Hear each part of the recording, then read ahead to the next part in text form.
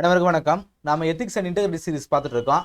இந்த கிளாஸில் நாம கிளாஸ் 7ல case studies on attitude and emotional intelligence நம்மளுடைய கிளாஸ் தொடர்ச்சியாக பார்த்தவங்களுக்கு வரவங்களுக்கு தெரியும். ஒவ்வொரு டாபிக் முடிச்சதுக்கு பிறகும் அந்த டாபிக் ரிலேட்டடாக வந்து கேஸ் ஸ்டடிஸ் நம்ம பார்க்குறோம்.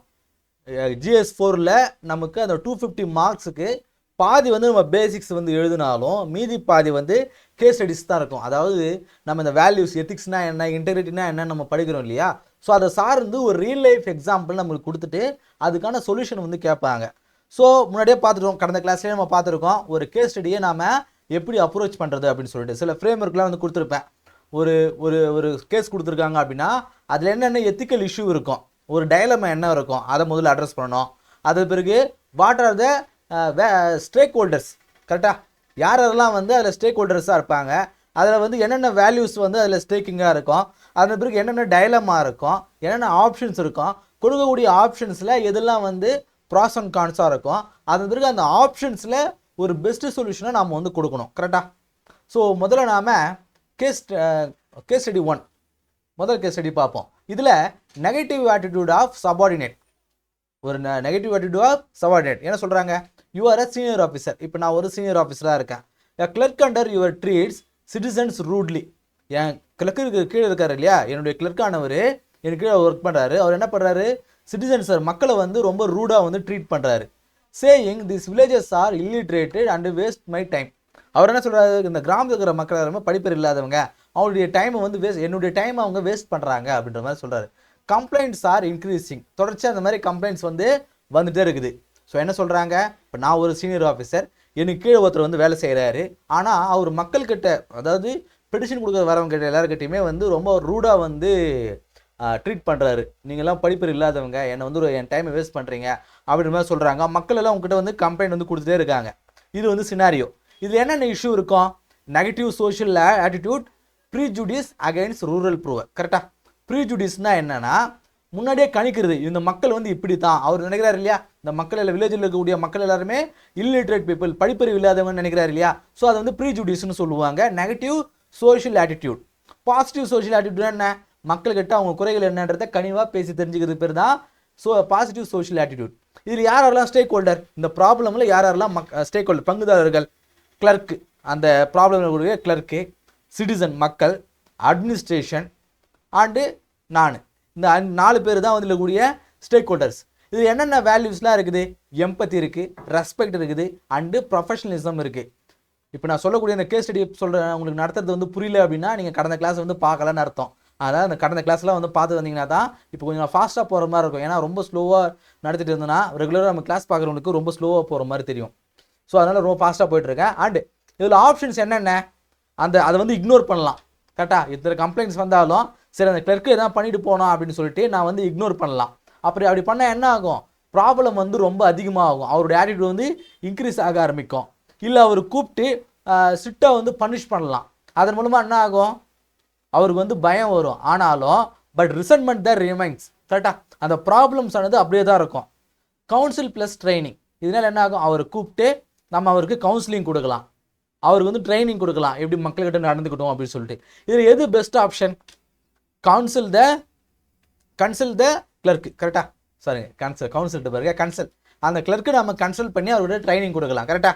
ஸோ பெஸ்ட் ஆப்ஷன் எது, கன்சல் த கிளர்க்கு கூப்பிட்டு அவர் நம்ம கன்சல்ட் பண்ணலாம், உனக்கு என்ன ப்ராப்ளம், ஒரு மீம் ஒன்று வந்துகிட்டே இருக்கும். ஸோ அதுமாதிரி அவரோட கிளர்க்கை கன்சல்ட் பண்ணலாம். And conduct citizen sensitive training monitoring behaviour. ஒரு கிளர்க்கு கூப்பிட்டு அவருடைய ப்ராப்ளம் என்னன்றதை ஐடென்டிஃபை பண்ணி அவர் சிட்டிசன்கிட்ட எப்படி நீங்கள் வந்து பொலைட்டாக வந்து நடந்துக்கணும் அப்படின்னு சொல்லிட்டு அவருக்கு ட்ரைனிங் கொடுக்கலாம். அவருடைய பிஹேவியரை நம்ம பீரியாடிக்கலாக வந்து மானிட்டர் பண்ணலாம். ஸோ இதெல்லாம் வந்து ஒரு பெஸ்ட் ஆப்ஷன். ஸோ கேஸ் 1 பார்த்துட்டோம், நெகட்டிவ் ஆட்டிடியூட் பார்த்துட்டோம். அண்டு கேஸ் 2ல் ஆங்கர் மேனேஜ்மெண்ட். ஒரு ஆங்கர் மேனேஜ்மெண்ட் நடக்குது, அதாவது கோவப்படுத்த நாம் எப்படி வந்து கண்ட்ரோலில் வச்சுக்கலாம். Emotional intelligence in crisis. கரெக்டாக. As a police officer you are dealing with protesters. ஒரு மக்கள் போராட்டம் வந்து நடக்குது, அங்கே நான் வந்து ஒரு போலீஸ் ஆஃபீஸராக இருக்கேன், அதை வந்து நான் டீல் பண்ணிகிட்டு இருக்கேன். One throws a stone at you. ஒருத்தர் என்ன பண்ணுறாரு, என் மேலே வந்து ஒரு கல்லை கொண்டு எரிஞ்சிடுறாரு. Your team demands immediate lathi charge. உடனே என்னுடைய டீம்ஸில் என்ன பண்ணுறாங்க, லத்தி சார்ஜ் நடத்தணும் அப்படின்னு சொல்லி டிமாண்ட் பண்ணுறாங்க. காரணம் என்ன, அவங்க வந்து வயலன்ஸ் வந்து எடுக்க ஆரம்பிக்கிறாங்க, நம்ம உடனே லத்தி சார்ஜ் பண்ணி இந்த ப்ரொடெஸ்ட்டை வந்து கலைக்கணும் அப்படின்னு சொல்கிறாங்க. ஸோ இதான் வந்து சினாரியோ. இப்போது நீங்கள் என்ன முடிவு எடுப்பீங்க? இஷ்யூ கண்ட்ரோலிங் ஆங்கர் விஸ் லாஃபுல் க்ரௌட் மேனேஜ்மெண்ட். உங்களுடைய கண்ட்ரோலை வந்து மக்களுடைய கண்ட்ரோலை வந்து குறைக்கணுமா, இல்லை வந்து லாஃபுல் க்ரௌட் மேனேஜ்மெண்ட் சட்டத்தை பயன்படுத்தி க்ரௌடு வந்து கண்ட்ரோலில் வச்சுக்கணுமா? இதுதான் வந்து இஷ்யூ. கரெக்டாக? இதில் யார் யாராவது ஸ்டேக் ஹோல்டர்? நான், protester, police and public order, இது எல்லாமே ஸ்டேக் ஹோல்டர்ஸ். இப்போது எமோஷனல் இன்டெலிஜென்ஸ் வந்து அப்ளை பண்ணலாம். மேலே பார்த்தோம் இல்லையா, டேனியல் கோல்மேனுடைய ஒரு 5 pillars of emotional intelligence. Self awareness, recognise your anger. ஏன்னா என் மேலே ஒருத்தர் கல் எடுத்து அடிஞ்சிருக்காரு, என்னுடைய கோவத்தை நான் அட்ரஸ் பண்ணிக்கிறேன். கரெக்டாக? அவேர்னஸ் பண்ணிக்கிறேன். அண்டு எதனாலே என்ன மேலே எனக்கு கோவம் வருது. செல்ஃப் ரெகுலேஷன், டோன்ட் ஆக்ட் இம்பல்சிவ்லி, உடனே நான் ஆக்ட் பண்ணக்கூடாது. கரெக்டாக? எம்பத்தி, அண்டர்ஸ்டாண்ட் த ப்ரொட்டஸ்டர் ஃப்ரஸ்ட்ரேஷன், அவர் எதனால் கல்லை கொண்டு எறிஞ்சாரு. ஸோ எம்பத்தி அப்படிங்கிறது அவங்களுடைய மனநிலையிலேருந்து நம்ம பார்க்கணும். நம்ம காலையிலேருந்து போராட்டம் பண்ணிருக்கோம், நம்மளுடைய கருத்துக்களை யாருமே கேட்க மாட்டேன்றாங்களேன்னு சொல்லிட்டு. ஸோ அதாவது எம்பத்தின்னு சொல்லுவாங்க. அண்டு சோஷியல் ஸ்கில் எப்படி கொண்டு வரணும்? டயலாக் வித் லீடர், அந்த ப்ரொடெஸ்ட் பண்ணுறாங்க இல்லையா, அவங்களுடைய லீடர்கிட்ட போய் நம்ம வந்து நெகோஷியேட் பண்ணலாம். ஸோ இதெல்லாம் இருக்கக்கூடிய இந்த அப்ளிகேஷன்ஸ் நம்ம இதில் பண்ணுறோம். ஸோ பெஸ்ட் ஆப்ஷன்னா என்ன? Avoid excessive force, use dialogue plus lawful minimal intervention. கரெக்டாக? ஸோ இந்த டயலாக் அப்ரோச் அப்படிங்கிறது உங்களுக்கு எல்லா இடத்துலையும் வரும், எத்திக்ஸ்லேயும் வரும். அது பிறகு வந்து இன்டர்நேஷ்னல் ரிலேஷன்ஸ் நம்ம படிப்போம் இல்லையா, அப்போது இந்தியாவுக்கும் பாகிஸ்தானுக்கும் என்ன பிரச்சனை வருது அப்படின்னா அதுக்கான நம்ம சொல்யூஷன் கொடுக்கும்போதும் டயலாக் மூலமாக நம்ம வந்து பேசி தெரிஞ்சு சால்வ் பண்ணிக்கலாம். இது எல்லாத்தையும் இந்த டயலாக் மூலிமா பேசக்கூடியது வந்து நம்ம எல்லா இடத்துலையும் யூஸ் பண்ணுவோம்.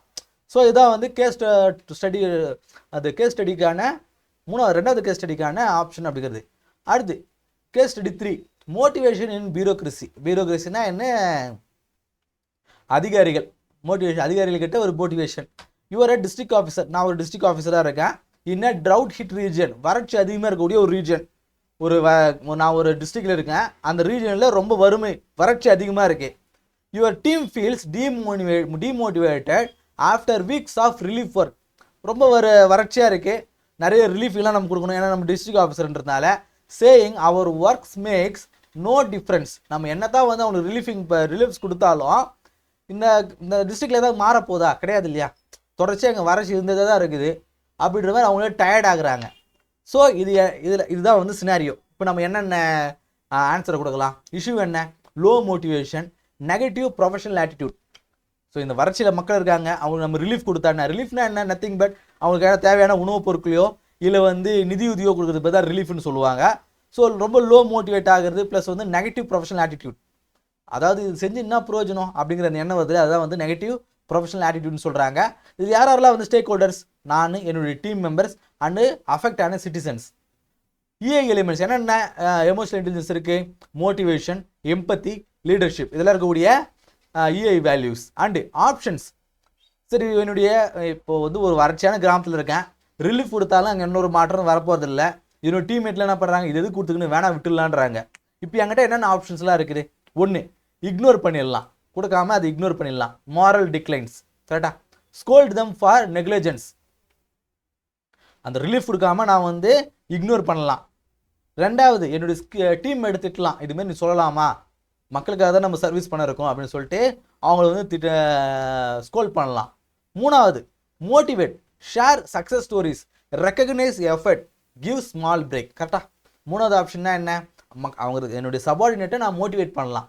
அப்படிலாம் இருக்கக்கூடாது, இந்த நாட்டில் எத்தனையோ பியூரோக்ராட் இருக்காங்க, அவங்கெல்லாம் மக்களுக்கு விடாமல் வந்து முயற்சி செஞ்சுட்டே இருக்காங்க, அவங்களுடைய நீங்கள் இவ்வளோ விஷயம் செஞ்சதுனால மக்களுக்கு இந்த பலனாக நடந்திருக்கு, இதுக்காக தான் நம்ம இருக்கிறோம்னு சொல்லலாம். அதே போல் தொடர்ச்சியாக அவங்க வேலை செஞ்சுட்டு இருந்தாலும் அவங்களுக்கு ஒரு சின்ன பிரேக் கொடுக்கலாம். இது வந்து மூணாவது ஆப்ஷன். ஆப்வியஸ்லி தேர்ட் ஆப்ஷன் தான் கரெக்டானது. கரெக்டா? Use positive motivation plus empathy to boost morale. கரெக்டா? அடுத்து case study 4, political attitude bias. You are conducting election. இப்போ நான் ஒரு எலெக்ஷன் ஆஃபீஸராக இருக்கேன், நான் ஒரு எலெக்ஷன் வந்து கண்டக்ட் பண்ணுறேன். A junior officer openly support a particular political party and influence the voter. என் கீழே இருக்கிற ஒருத்தர் என்ன பண்ணுறாரு, ஒரு குறிப்பிட்ட பர்டிகுலர் ஒரு கட்சி வந்து ஆதரிக்கிறாரு, மக்கள்கிட்ட அந்த கட்சிக்கு ஓட்டு வரணும்னு சொல்லிட்டு அவரும் வந்து இன்ஃப்ளூயன்ஸும் பண்ணுறாரு. இப்போ நான் என்ன முடிவு எடுக்கணும்? Issues political attitude bias versus professional neutrality. நாம் எந்த கட்சியும் சார்ந்து இருக்கக்கூடாது, ப்ரொஃபஷனலாக நியூட்ரலிட்டியாக இருக்கணுன்றது, இல்லை பொலிட்டிக்கல் ஆட்டிடியூடை நம்ம பயாஸ்டாக இருக்கணுன்றது. இது ரெண்டு தான் வந்து இஷ்யூ. சரியா? இதில் யாரெல்லாம் stakeholder? Officer, voters, political parties and election commission. Values என்னென்ன வேல்யூஸ் இருக்குது? Impartiality, integrity and objectivity. இது என்னென்னலாம் இருக்கான்? இக்னோர் பண்ணலாம். டெமோக்ரஸி காம்ப்ரமைஸ் அவர் பண்ணின்னு போட்டோம் அப்படின்னு நான் விட்டுடலாம். இப்படி பண்ணால் என்ன ஆகும்? டெமோக்ரஸி பாதிக்கப்படும். வான் ப்ரைவேட்லி, அவருக்கு தனியாக கூப்பிட்டு அவர் வான் பண்ணலாம். ஆனால் என்ன பண்ணணும்? சரி, அவர் வான் தானே பண்ணுறாரு, பரவாயில்ல, பிரச்சனை இல்லை, நாம் அதை திரும்ப செய்வோம் அப்படின்ற அவர் திரும்ப அதே செய்யறதுக்கு வாய்ப்பு இருக்குது. அந்த குறிப்பிட்ட பர்டிகுலரான கட்சியை அவர் இன்னும் ஆதரிக்கிறதுக்கான வாய்ப்பு இன்னும் அதிகமாக இருக்குது. மூணாவது ஆப்ஷன் என்ன? Report formally plus reassign duty. அவர் என்ன பண்ணலாம்? இந்த மாதிரி அவர் பொலிட்டிக்கல் பார்ட்டி பயாஸ்டாக இருக்காருன்னு சொல்லிட்டு அவர் ரிப்போர்ட் பண்ணி வேற ஒரு வேலைக்கு அவரை மாற்றி விடலாம். ஸோ இந்த 3 ஆப்ஷனில் எந்த ஆப்ஷன் சிறந்தது? ஆப்வியஸ்லி மூணாவது, ensure impartiality, resign plus report officially. கரெக்டா? So resign duties correct. Sorry. So practice question என்னென்ன? 20 mark question. As a public servant, you face situations where controlling your emotion is more important than applying technical knowledge. கரெக்டா? ஒரு civil சர்வீஸ்னா என்ன பண்ணணும்? You face situation where controlling your emotion is more important than applying technical knowledge. ஒரு public சர்வெண்ட்டா நம்மளுடைய emotional control பண்ணுறது தான் ஒரு technical நாலேஜோ நம்ம அப்ளை பண்ணுறதை தாண்டி எமோஷனலில் கண்ட்ரோல் பண்ணுறது ரொம்ப முக்கியமானது. ஸோ இது எக்ஸாம்பிளோட விவரிங்க அப்படின்னு கேட்குறாங்க. சரிங்களா? ஸோ உங்களுடைய ஓன் வேர்ட்ஸில் நீங்கள் உங்களுக்கு என்ன தெரியுதோ அதை எழுதுங்க. அதாவது ஒரு சிவில் சர்வெண்ட்டுக்கு அவருக்கு டெக்னிக்கல் நாலேஜை விட ஒரு எமோஷனலை கண்ட்ரோல் பண்ணுறது தான் ரொம்ப முக்கியமானதுன்னு கேட்குறாங்க. சரியா? ஸோ இந்த கிளாஸில் நாம் class 7 case studies on attitude and emotional intelligence குறித்து தான் அந்த கிளாஸ் நம்ம பார்த்தோம். ஒரு 4 கேஸ் ஸ்டடியை பற்றி பண்ணோம். இந்த கிளாஸ் யூஸ்ஃபுல்லாக இருக்கும் அப்படின்னு நம்புகிறேன். அடுத்த சந்திப்போம். நன்றி.